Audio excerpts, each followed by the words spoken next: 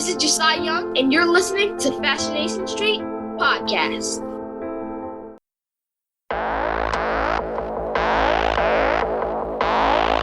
I believe that everybody has a story, and I'm fascinated to hear them. So come with me as we take a walk down Fascination Street. Welcome back, Streetwalkers. This episode is a return appearance from the great Jason Ritter. This wraps up our Raising Dion Season 2 week-long podcasting event. Earlier this week, my guests were Sammy Haney, Gavin Munn, Josiah Young, and the showrunner and head writer Carol Barbie.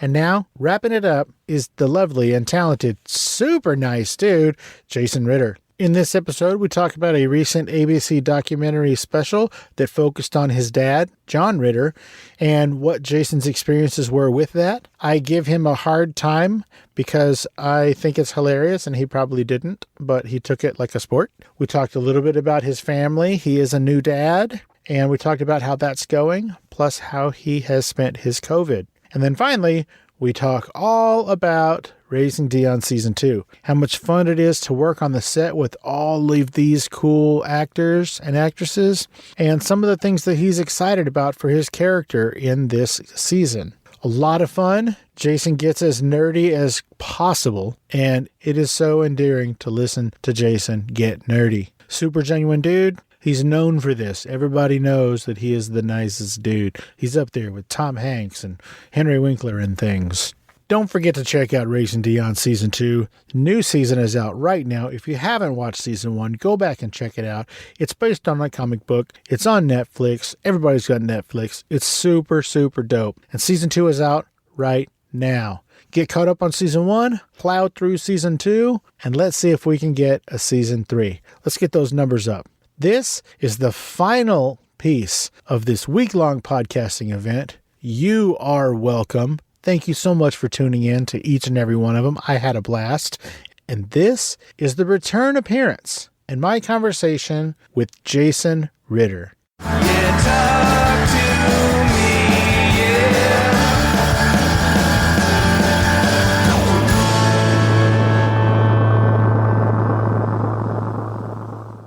Welcome back to Fast. Sorry. That's hilarious. Welcome back to Fascination Street Podcast, Jason Ritter. How you doing today, man? I'm doing well. How are you doing? I can't complain, I guess. Yeah, I can't complain. Let's do that. That sounds good. So the last time that we chatted, Raising Dion Season 1 was over, and I don't even know if we were sure that there was going to be a Season 2 of Raising Dion. I don't think we were sure, yeah. I think we're waiting to find out. Yes. And so I took the liberty of finding out. Just so you know, Jason, there will be a Season 2. And don't tell, awesome. Yeah, for real. And don't tell anybody, but you're in it. So... Yeah! No way! Yay! That's awesome. Now, I don't know if folks remember because they probably shouldn't, but go back and listen if you didn't or don't or whatever. I was completely unaware that that show existed, and it made me really angry at Netflix for not suggesting it to me because they suggest all kinds of stuff to me that I really don't care about, but they never mentioned Raising Dion at all. And the only reason that I found out about it is because when it was happening, you were tweeting about it because you're so proud of this project. And I was like, well, if this dude won't shut up about it, I might as well check it out. So I did, and I loved it. It is my wife and my new favorite show whenever it comes back. We awesome. Blasted through it. And spoiler alert, it gets buck wild. So enjoy that for what it's worth. Now, everybody knows, because hello, everybody's paying attention to me. What I'm doing right now is a Season 2 Raising Dion push. I want everybody on the planet to watch Season 2. And so if you haven't, go back and catch Season 1. And then Season 2 is out right now. And as part of this push, this is sort of a coordinated effort. I normally release one episode a week, But for this special podcasting event, I'm releasing an episode every single day the week that season 2 of Raising Dion comes out. Now, in this week that I am releasing is Jason Ritter. Say hi, Jason. Hello, I'm here. The star, Dion himself, Josiah Young. Say hi, Josiah. Just kidding, he's not on. Hi. Sammy Haney. Bad impression. Terrible impression. Sammy Haney, Gavin Munn, and the showrunner and head writer, Carol Barbie. Awesome. Now, all of that to say, how you doing, buddy? I'm doing well. I'm doing pretty well as can be expected in this time period. Yeah, whatever we're calling this. I can't wait to see what the history books say about this time. This is ridiculous. Oh, boy. So, Jason, the last time we talked, you had recently had a child. Yes, I did. Her name is a secret. So, how is your little baby girl? She's doing great. Thank you for asking. She's in a nap right now. So, she's, yeah. Oh, I'll be quiet then. Very happy. Sorry. Oh, no, you're fine. You're on headphones. You can see me? I can. I am on headphones. Oh, that's neat. That's neat. Speaking of seeing each other, a few weeks ago, let's just say somewhere around, August 23rd is what I'm going to go with. There was a program on ABC. Yeah. And it was called Superstar John Ritter. Yes.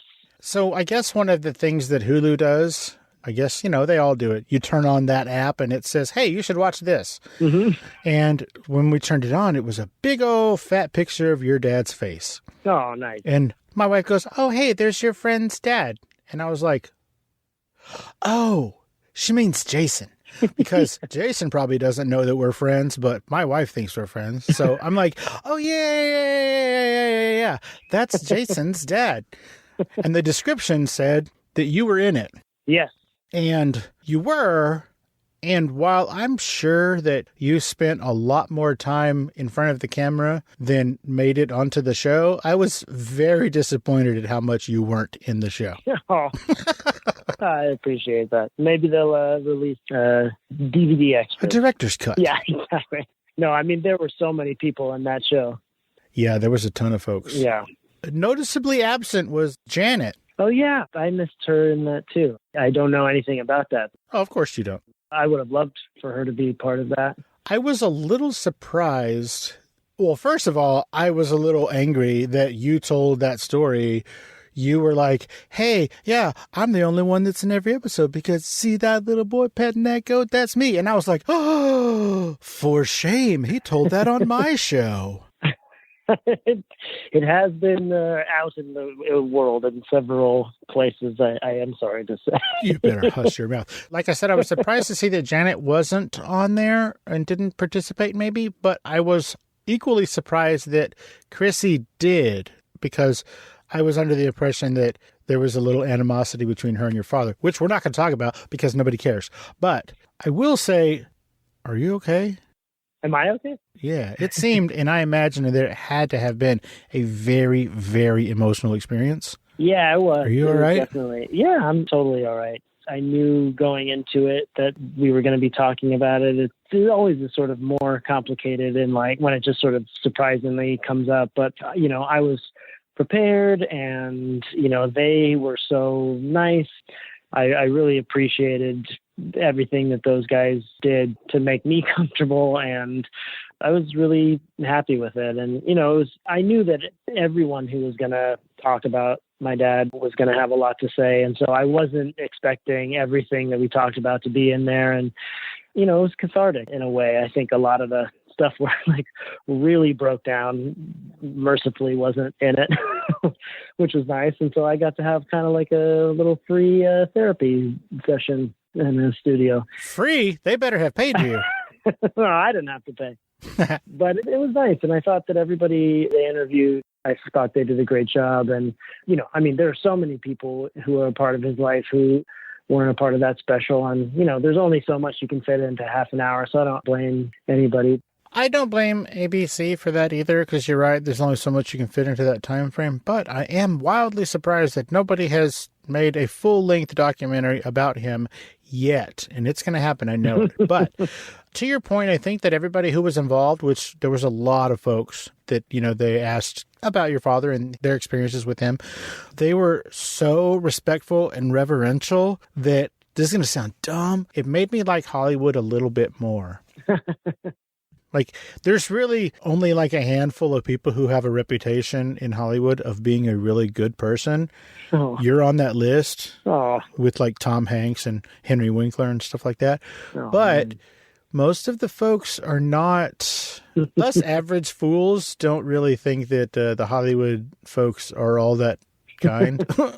So it was really nice to see a bunch of respect and reverence for your father, who, like I told you last time, he raised me too. So he was my babysitter. And again, I can never thank you enough for sharing him with us and me specifically. My gosh. Absolutely. Yeah. Now, you made fun of yourself on Twitter because, well, I mean, I wasn't going to do it, but you were like, hey, everybody, pay no attention to all that water under my eyeballs. I wasn't crying. You're crying. Why? So I'm glad they didn't show the snot slinging and stuff that you undoubtedly did. Yeah. But my wife told me I cannot ask this question, but who listens to their wife? Am I right? Oh boy, you're in trouble now. I have to ask you this question. Yeah. I mean this with respect and love, and whether you know it or not, we're friends. Okay, so I mean this in the most friendly way possible. What was going on with your hair? Oh, that was what she was trying to protect me from? How sweet. Yes, I go, what is wrong with his hair? She goes, leave him alone. Just leave him alone. It's probably for a role or something. I was like, it better be for a role or he doesn't have good friends. What's going on with your hair on that show? It is for a role, I will say. Well, I should say it was for a role. And then I haven't cared really enough to change it back to normal.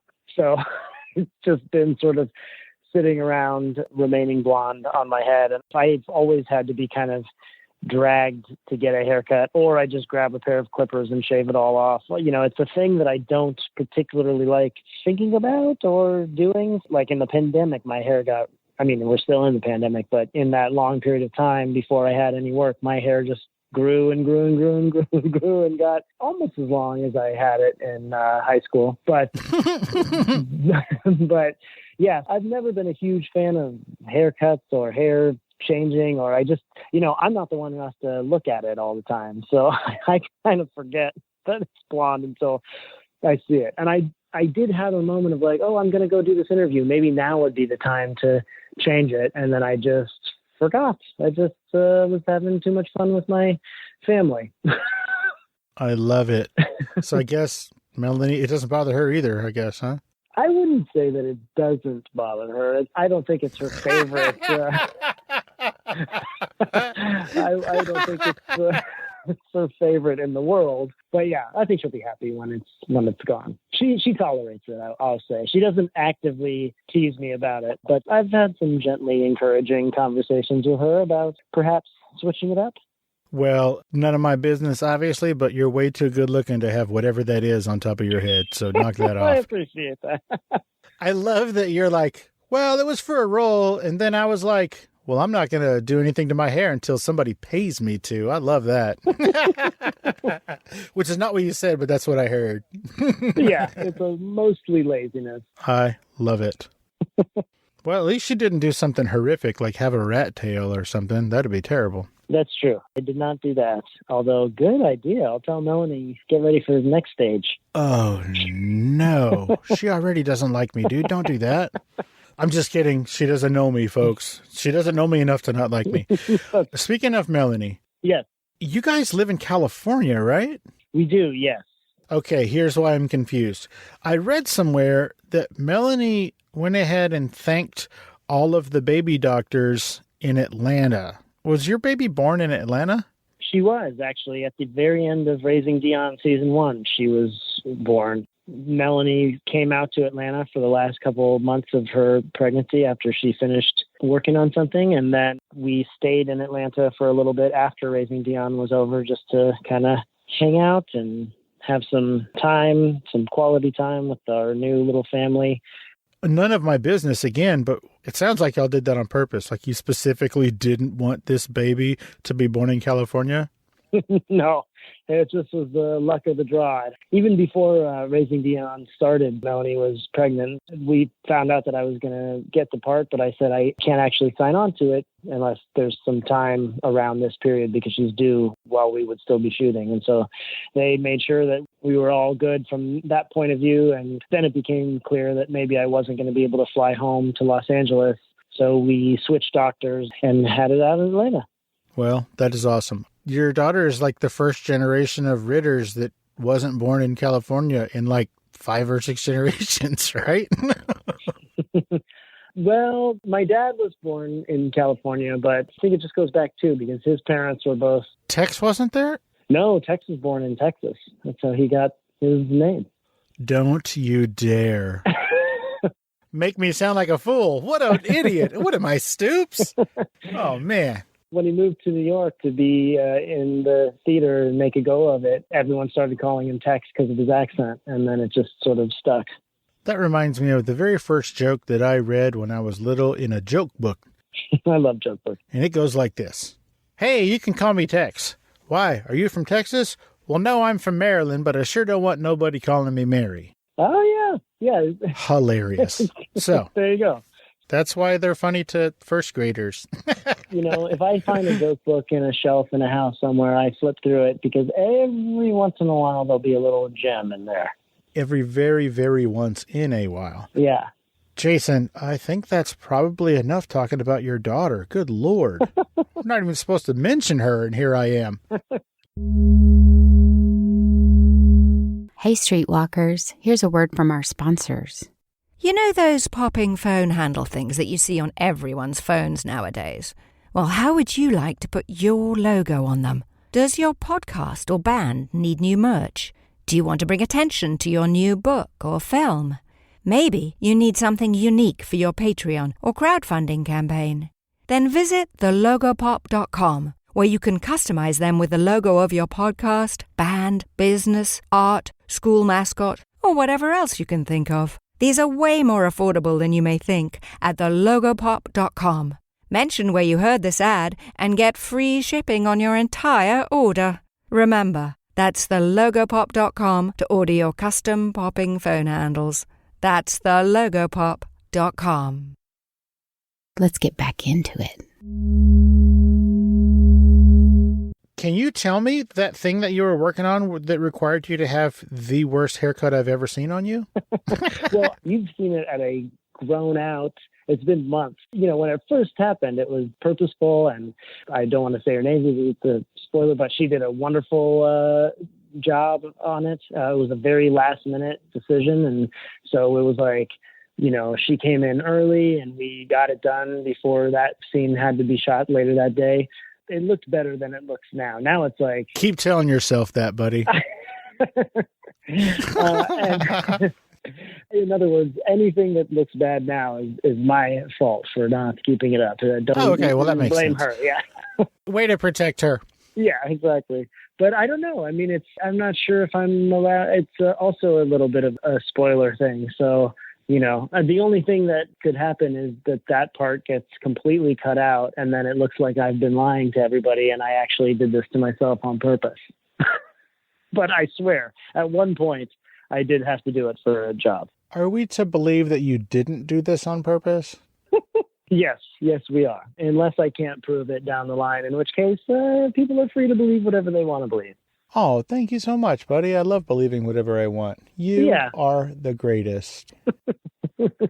So I know COVID's still a thing, but are you starting to come out of it and starting to do things and stuff? A little bit. I have always erred on the side of caution. And so, I'm still very careful about it because basically, the way my brain goes is always sort of worst case scenario. I know what statistics there are out there, but I also know how little comfort statistics are if you're on the short end of that stick. My father having passed away and knowing what that feels like to lose a parent and being a parent, I just want to have as close to a 0% chance of delivering that pain to my daughter if I can avoid it. So I've really just been extreme about it. I wear masks outside. I still distance, even though I'm fully vaccinated. I just don't want to look back and go, oh my God, when did I get it? So that's me. That's how I'm dealing with it. I know people are dealing with it in a lot of ways. I just have always been like, I would be so upset with myself. I'm lucky enough that for the most part, I can avoid it. I'm not working somewhere where people are coming in and yelling at me or whatever for wearing a mask or getting in my face or anything like that. So I feel lucky in that regard, and I feel like I would have to go out of my way to contract it. So the least I can do is try not to get it as much as I can control. There's certain things that you can't control. But yeah, I mean, since it came out, it's been on my mind. Before I do anything, I consider the benefits and the risks. And then for the most part, I say, how about we just make this a Zoom call instead? But as we're hopefully coming out of it, I think I'll get a little bit more comfortable with certain things. But yeah, I've been as extreme as you possibly can be, just out of pure fear and self-preservation. Oh, you're so cute. That's what a new parent does. Yeah, exactly. When you have your second kid, you're just going to let them roll around in the dirt. That's how it happens. I'm glad that you guys, the three of you, are able to spend so much time together in these young and formative early months and years. So that's pretty cool. Yeah. Now, I want to talk about this television program on Netflix called Raising Dion. It's based on a comic book. Like I said at the top of the show, I was unaware of it until you told me about it. So thank you for that. I appreciate it. Yeah. It really is one of our favorite things ever. Your dad was traveling so much that year that he made me this video. How's Dion doing? I miss my little man. I'm telling you, Nicole, that kid is something special. You're such a special kid. You're charming, smart, very handsome. Mom! Pat said you were asking about your dad. My mom won't tell me what happened. Just says it was a storm.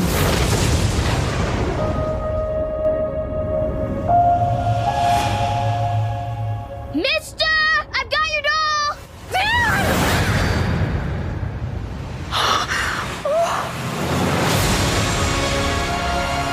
Something is happening with Dion. We should figure out how to get it under control. How long do you think you can keep this up? The government is tracking people who got superpowers. I know a few things about Dion. The storms are drawn to your son. Where's my son? Ma'am, where is my son?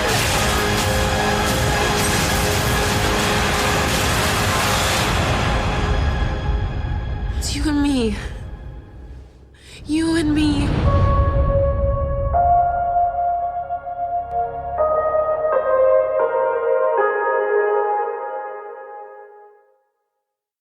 That's awesome.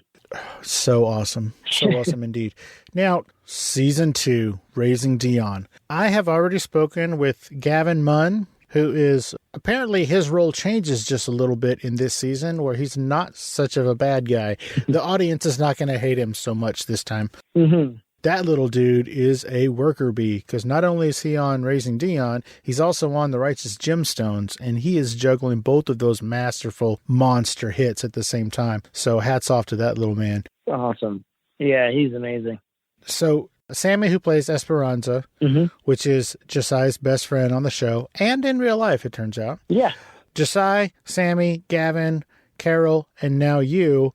And guess what? What? All 4 of those other people said you were the worst person to work with on the set because you were so mean-spirited and you never knew your... No, wait. They said you were the bee's knees. Oh. Carol said you're like one of the most professional people she's ever worked with. Oh. You know where you're supposed to be and what you're supposed to say, and you have ideas and all that good stuff. She said as far as she knows, you've never given anybody any lip about something you needed to do on any set. Oh, that's so nice. Which super confused me because, like I said, I heard you were a terrible person. I even baited all the kids. I was like, so tell me about Jason. Was he really nice or is he just pretending? And they were like, he is the coolest.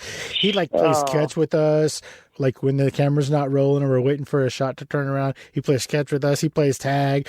He acts all like a monster and chases us and stuff. So all of the kids said that you are the most fun person to have on the set because you act like a little kid with them. And I think that's really cool. Without saying it in those exact words, they said that you get down on their level and play like a kid. Oh, that's awesome. Well, I do. I remember there was this time in the first season where Josiah and I had a big scene at this pizza parlor. It's one of our first big scenes together. We had already shot some of it. We had a little bit of a break, so we went outside. And for some reason, we got into like a big fireball fight. He was throwing fireballs at me, and I was trying to run away and getting hit. And he was fine because he's a kid, and that's what kids do. By the end of it, they were like, all right, well, we're ready. And I walked back in, and everyone was like, did you jump in a pool? What happened? I was profusely sweating. My hair was completely soaked. My face was wet. My clothes were all soaked. It was so embarrassing. I just had totally forgot about that. I was having so much fun that I forgot that I'm an adult man in shape to a degree, but not enough for, nonstop 20-minute fireball fights, not breaking a sweat. And I don't have that kind of stamina within me. So they had to take my shirt off, and there was like 3 or 4 hair dryers going on my clothes, my hair, my face.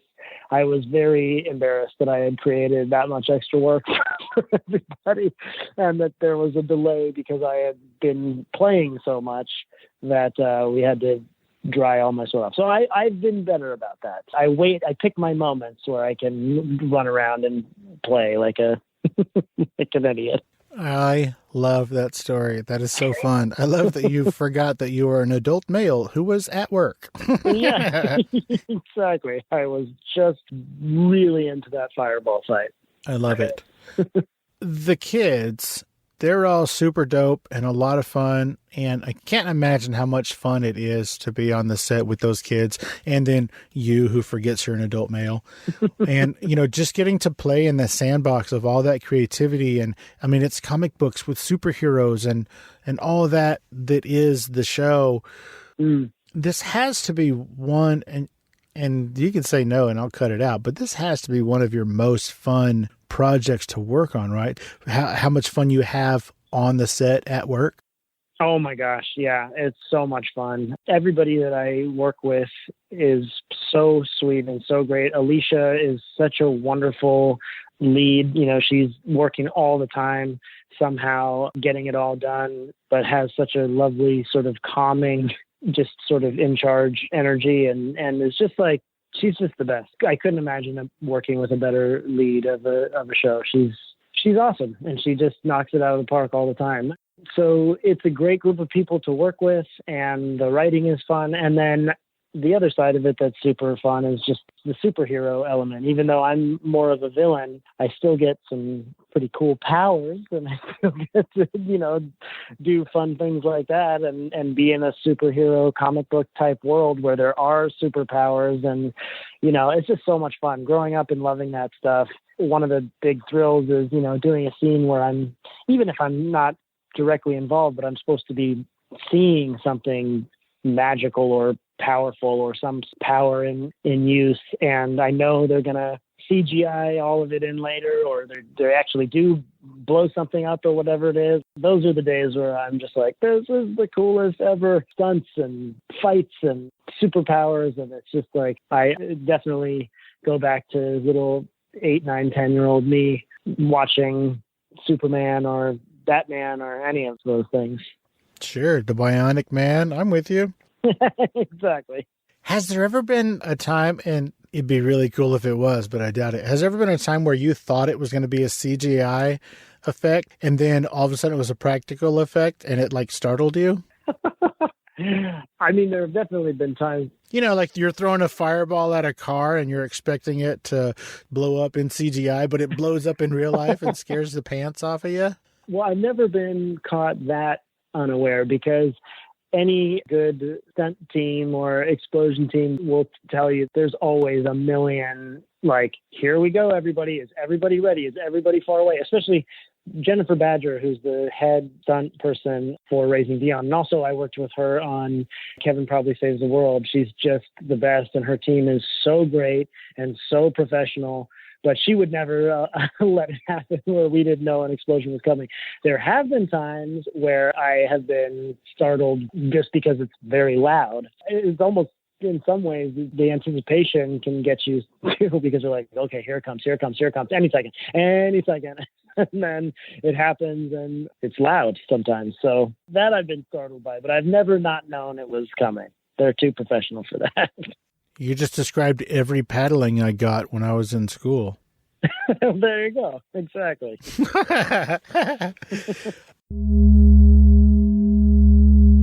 Hey, Streetwalkers, here's a word from our sponsors. Magic 8 Ball.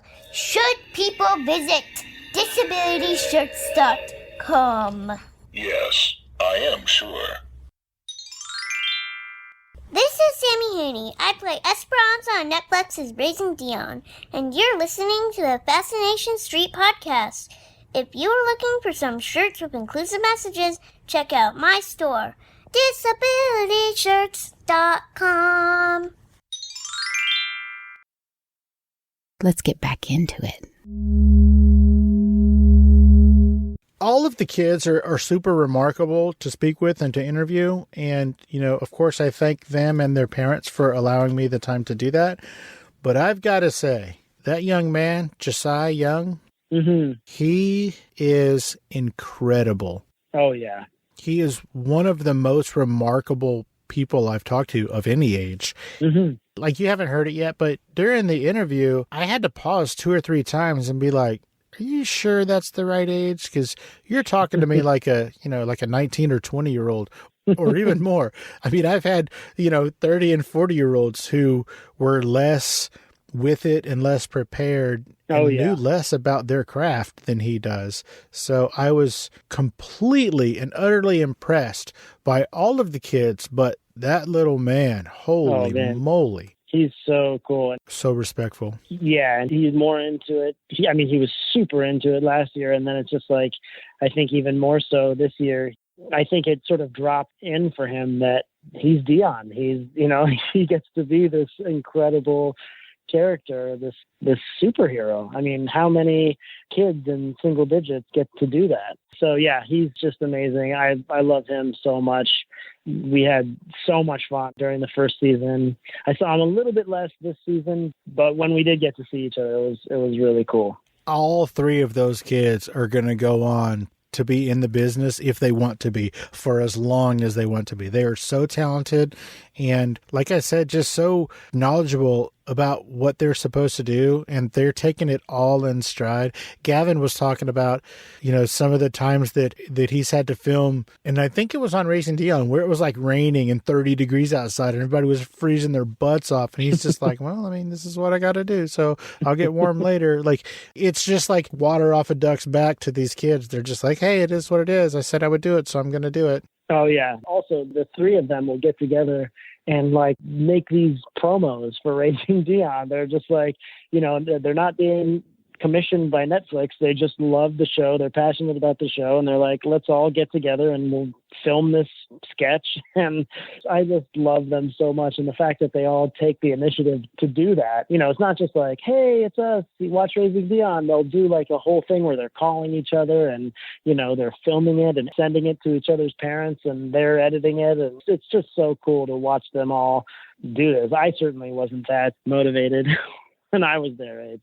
You're not even that motivated to get a haircut. And look at these kids. They're being all creative and making things. And yeah, apparently they all get on the phone and just talk to each other all the time.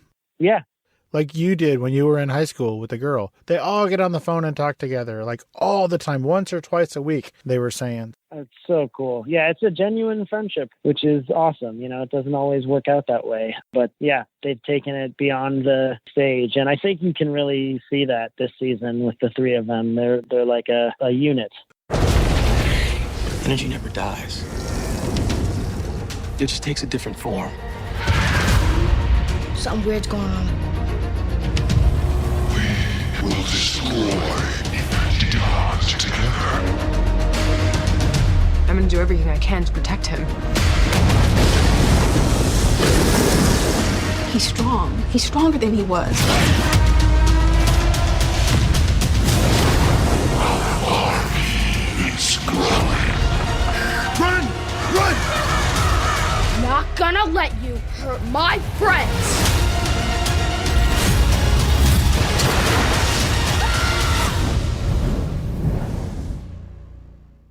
Well, the first season, you could definitely see it with Sammy and Josiah, but I can't wait to see how that has grown and then also come to include Gavin. So yeah. I'm super excited about this second season. It's going to be so dope. Yeah, I think you're going to like it. Now, this is a crazy question for me to ask you. Hey, man, is there going to be a third season? I hope so. I think, like always, it depends on, how many people watch it, how many people engage with it, talk about it, and algorithms and all sorts of things that I don't fully understand. But and then it'll be up to the powers that be at Netflix to make a decision. But I know we're all gunning for it and excited about it. And, I think season 3 could be really great. I was excited by the arc of this whole season 2, and it feels in line with the themes of the show and the genre of the show that, it seems like it needs to at least be a trilogy, have a little bit of a 1, 2, 3 punch. At the very least, it feels like it would sort of complete it. I mean, I would do 9 seasons. Let's go full Star Wars prequels, sequels. Let's do it all. But for now, a 3rd season would be awesome. Well, I think that would be fantastic. And out of purely selfish reasons, that's why I decided to do this landmark podcasting event. Because not only do I want season 2, I want season 3 and beyond. I think that it's awesome that these kids are so young and you're so young. This could go on for a long time. There was a show a long time ago when you and I were kids that was called The Greatest American Hero. Oh, yeah.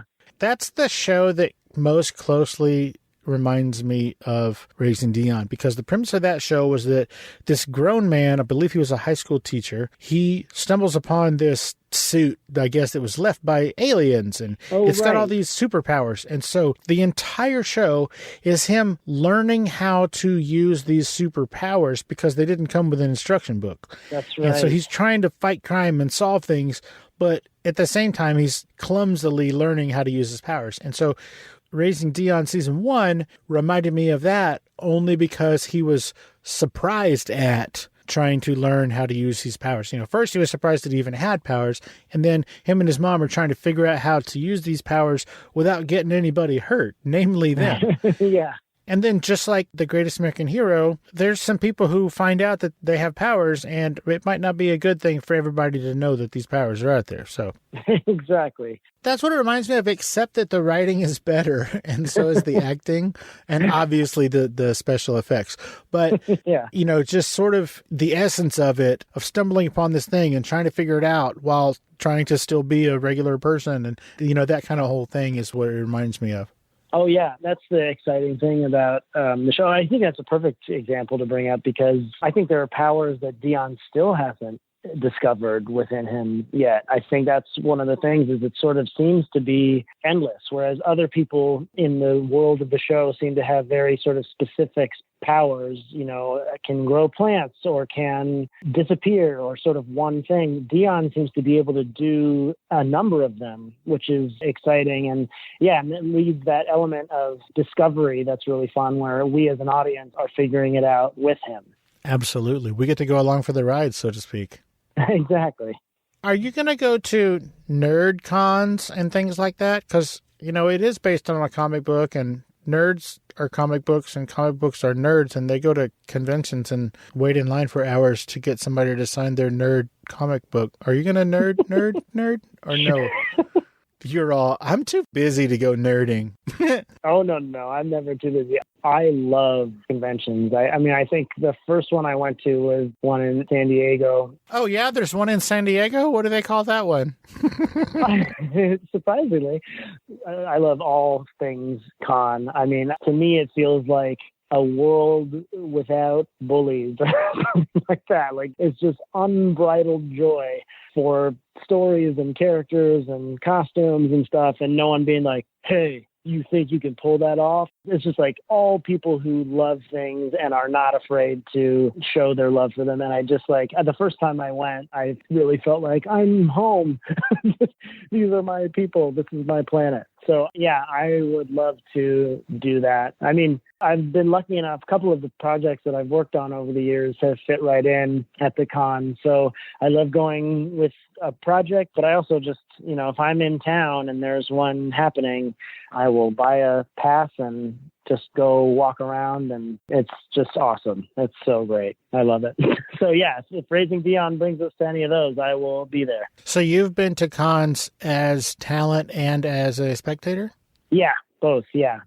And even if I'm there with a project, if I have free time, I'll go walk around and see what I can see and get a couple little toys or whatever's around, figurines, T-shirts, whatever I can. It's just so fun, and they're just so huge, and it's just exciting to have a huge event that has all sorts of people who there's lots of crossover with whatever you are into. It's just great. And it's also wonderful to see a costume of a character that maybe you think is obscure and maybe they do too. And you're like, hey, I know who you are. I know what show you're from. It's awesome. Is there a figurine of you somewhere? Is that a thing that exists? I wouldn't say they're of me, but there are some figurines of some characters that I've played. Like if I've done a voice for an animated thing, you know, there are Gravity Falls figurines, there are Skylanders figurines, Frozen 2 figurines. So there are none that look like me, but if they could talk, they would hear my voice. Oh, fantastic. You're not going to get your brother to do it like Tom Hanks did? Well, no. Is that true? What happened? I don't know that story. Supposedly, like all the Toy Story stuff that talks, you know, like the little Woody where you pull the string and there's a snake in my boot. Supposedly, Tom got his brother to do all those voiceovers for the toy line. Yeah, supposedly. I mean, I didn't ask Tom, but I have heard of that before. I've heard that some people do that. I mean, with your brother, that's amazing. But I know that there are some people who, if they meet or they see on YouTube or whatever, an impressionist that's convincing enough and funny enough that they'll hire them to do all of the toys or commercials or things that they don't want to do. I mean, at a certain point, especially, let's just, you know, go back to the Woody from Toy Story example. At some point, that's got to be a huge job. I mean, yeah, I'm sure that Tom is happy that was a great success, but he's still trying to make other things. And if for a while there, I'm sure he was just inundated with projects and toys and cartoons and all that stuff. And he had to just be like, oh, man. Oh, yeah, games and... I don't have time for all this. Yeah, exactly. Yeah, so that's super cool. I'm sure there's even probably like baby crib mobiles that have his voice and things. Oh, I bet. I mean, of course, there's got to be. There better be, right? What did you go to your first con as a talent? What did you go for, if you can remember? And were you in a wheelchair? I was not. I don't think we went to one for Joan of Arcadia. Or did we? I don't think we did. I think the first time I went to a Comic-Con with something was the event. I think that might have been it. Yeah, that's what I'm asking you. What event? I'm just kidding. I know. I keep on forgetting. It's hard to differentiate. I'm here for the event. Yes. Which one? Yeah, but I think that was it. I think we went and we showed the pilot, and it was really exciting. And then I've been there with Gravity Falls a couple of times too. I bet. What is Jason Ritter nerdy about? Oh, boy. Let's just say you're walking the floor of San Diego Comic-Con. Let your mind run wild. Whatever booth you want to be there is there.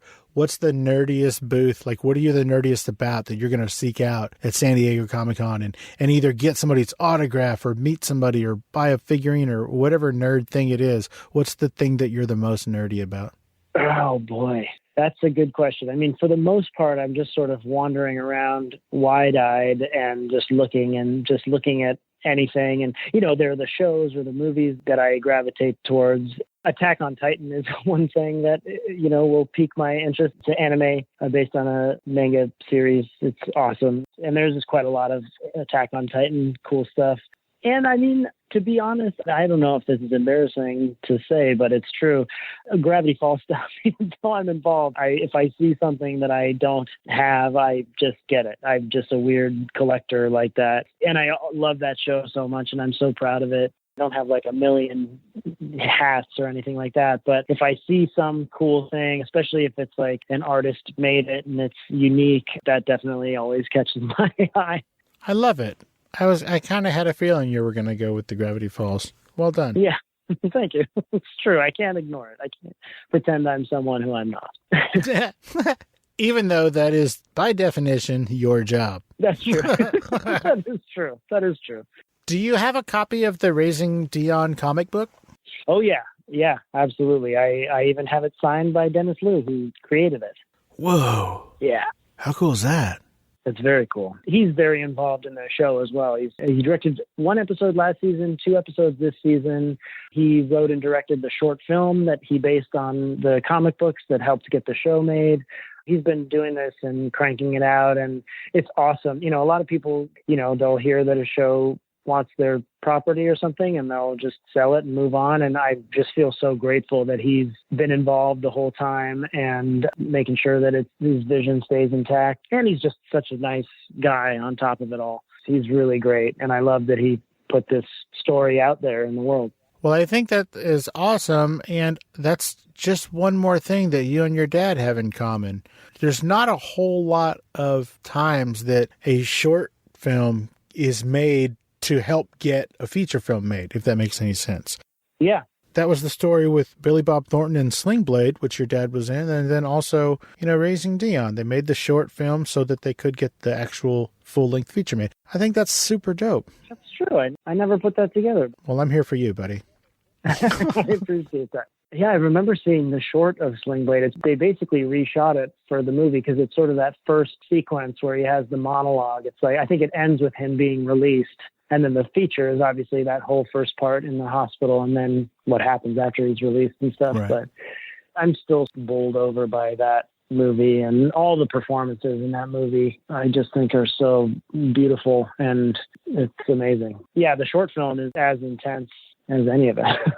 And so is the short film of Raising Dion. I watched it online. Oh, yeah. It's great. It's awesome. It really, like, special effects, especially for a short film. It's like, how did you get this done? It's hard to raise money for a short film because a lot of short films are used as calling cards and look what I can do. And, you know, but they're not money making. So you basically need people, your friends or your family to believe in you enough to sort of donate some or put it up yourself, which I don't know what's the case in Dennis's case. But yeah, I mean, a lot of short filmmakers just sort of scrape it together themselves. It's a pretty beautiful and worthwhile endeavor, especially when something cool and fun comes from it. Absolutely. Full-length features, there's no guarantee you're going to get your money back. But on short films, there is a guarantee that you won't. So yeah, almost guarantee.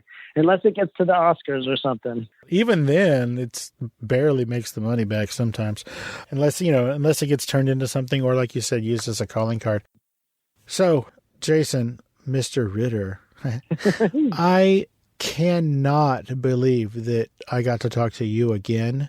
Oh, thanks. You literally are top 5 nicest people in Hollywood, at least the ones that I have spoken with and gotten to meet. You're impressive in that regard because it seems like you're truly grateful for not just the things you have in your life, but the people and the experiences and the opportunities that you have in your life. And that's a rare breed in any industry, but maybe especially in yours. Thank you. I appreciate that. That for sure rings true to me. I mean, I think sometimes loss can sort of make you take stock of the things that are really important and the things that are replaceable and the things that aren't replaceable. And also when, you know, my dad was alive, he put a lot more stock into the important things. You know, he would always kind of talk to us about what was important, what was not, what was impressive, what was not, you know, and a lot of the extra things that can sometimes come along with a life of someone who's chose to be an actor. If they get successful, a lot of people can get successful there, but in the very narrow definition of success that's usually applied to actors in Hollywood, certain things like fame and things like that can come along that don't really have much value in and of themselves. we can be famous and a terrible person. I think he always was sort of much more interested in how we all treat other people and big on the old golden rule. So I think once that's drilled into somebody, it's kind of hard to forget.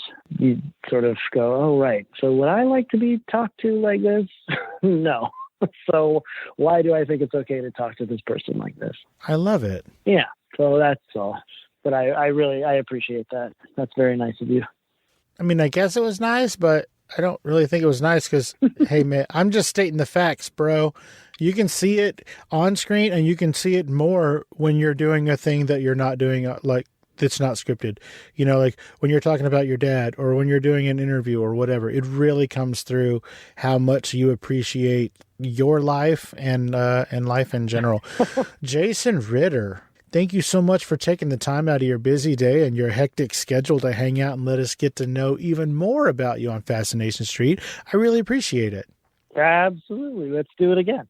Oh, you should not have said that. Ooh. All right, everybody. Season 2 of Raising Dion is out right now. It's on Netflix. This has been the end of a wonderfully fantastic week. This is a podcasting event, the likes of which I've never done before in my approaching 300 episodes. Whoa! So, earlier this week, we had Sammy Haney. Earlier this week, we had Gavin Munn. Earlier this week, we had Josiah Young. Earlier this week, we had Carol Barbie. And now today, we're wrapping this up with Jason Ritter. Go check out the show. Season 2 is available right now on Netflix. If you don't have Netflix, what are you, an alien from space and things? Go watch Season 2. It's out right now. Jason Ritter, tell everybody where they can find you. You can find me at the grocery store.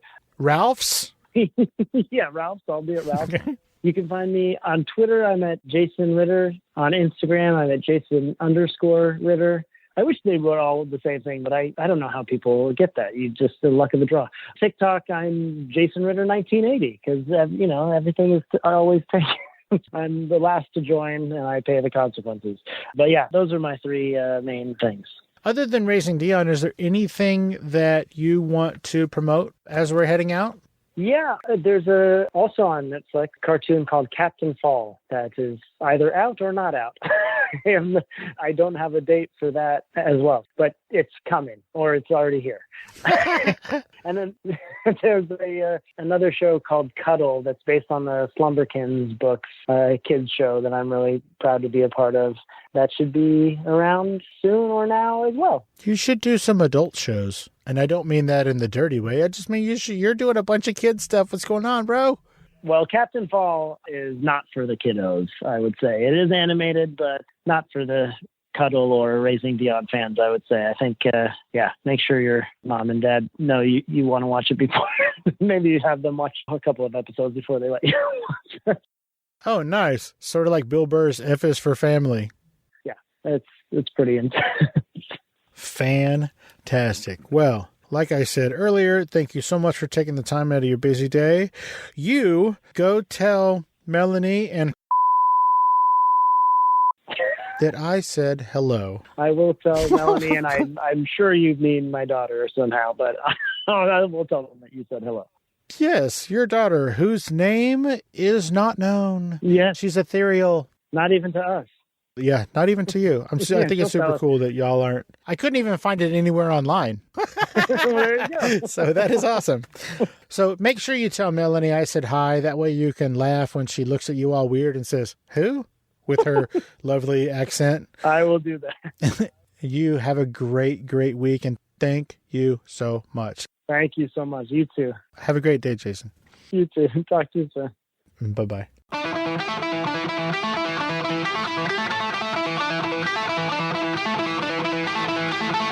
Opening music is the song Magnolia from the 2001 album Intransigence, used with permission from Douglas Miles Clark. Closing music is from the song Say My Name off the 2021 album Underdog Anthems, used with permission from Jack's Hollow. If you like the show, tell a friend, subscribe, and rate and review the show on iTunes and wherever else you download podcasts. Don't forget to subscribe to my YouTube channel. All the episodes are available there as well. Check me out on Vero at Fascination Street Pod and TikTok at Fascination Street Pod. And again, thanks for listening.